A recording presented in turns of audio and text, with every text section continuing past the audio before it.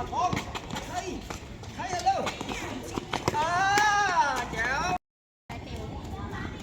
อะไรเตะมุ้ง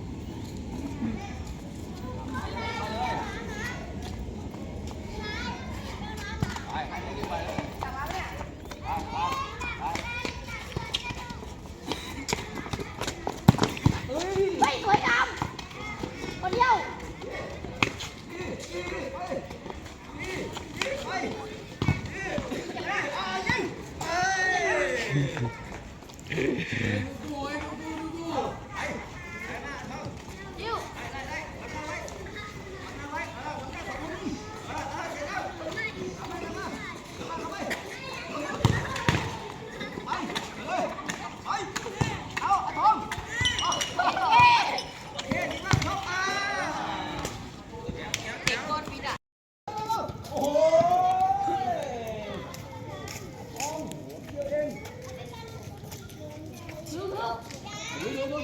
คน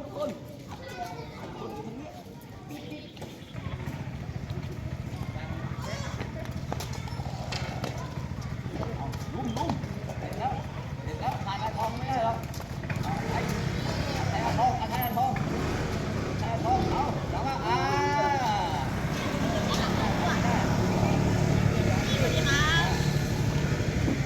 วะไปที่จะยิงคู่กันดิ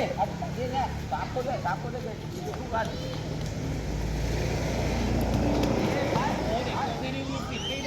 เอาไปยิงได้ไปคนเตะยังง่วงจังเอาได้เสร็จแล้วไปเสร็จแล้วเอาไปโอเคไป